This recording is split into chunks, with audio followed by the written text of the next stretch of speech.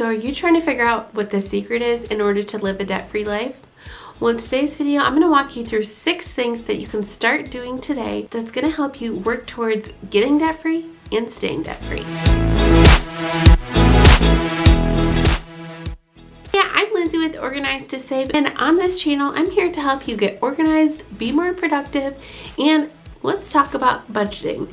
Today, I'm going to share with you 6 things that you can start implementing today that's going to help you start paying off that debt and work towards living a debt-free life.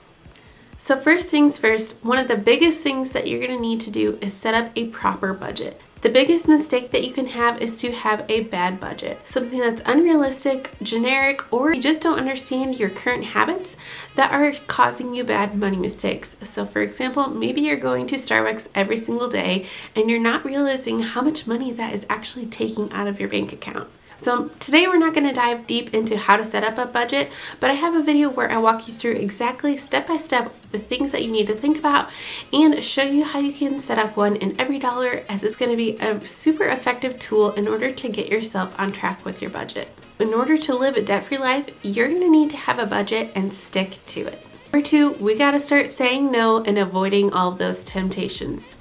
How many times have you gotten onto Instagram or checked your email box and you've seen all of the great deals and found yourself tempted to click add to cart? Next time, before you check out, if you add it to your cart, I want you to do a couple things.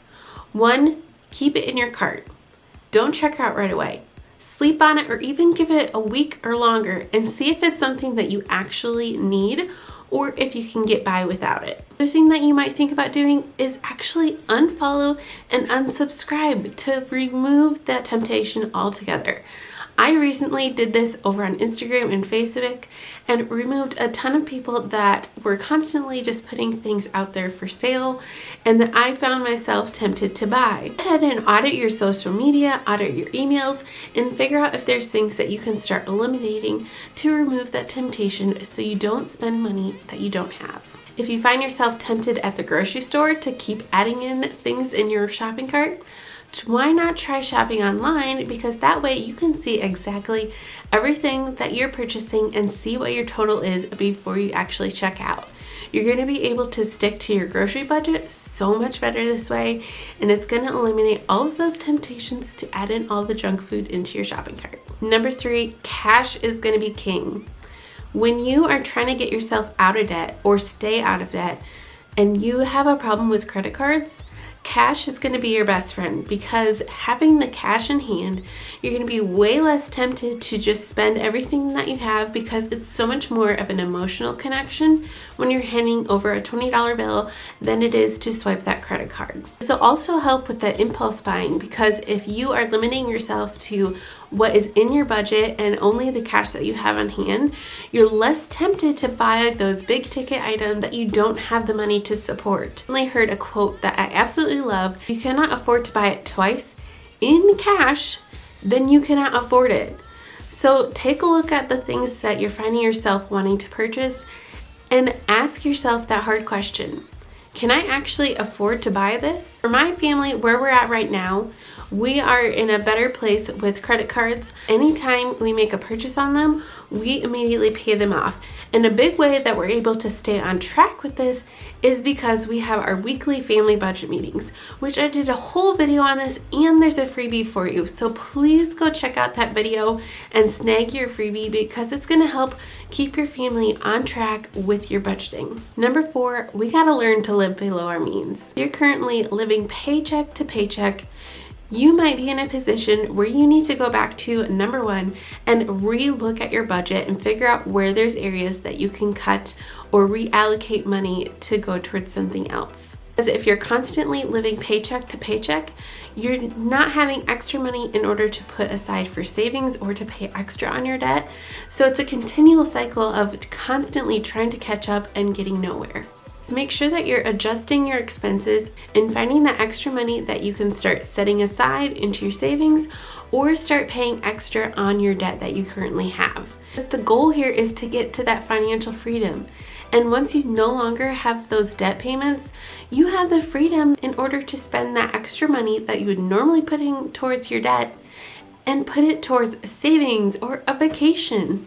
When my husband and I were both working full-time jobs, we learned to actually live off of his income.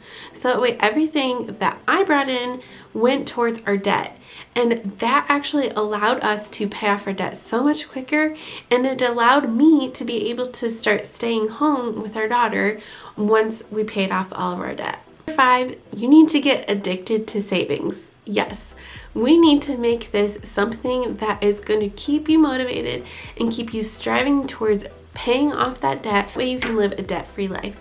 If you need to, make it into a game. In that family budget meeting, I have a whole section where you can keep track of all of your financial goals that you set as a family. Being able to look at that every single week and make updates, think of how amazing that's going to be once you actually meet that goal. Another great way in order to stay out of debt is to anticipate the things that are coming. What I'm talking about is specifically setting up sinking funds for expenses that you know are going to be coming.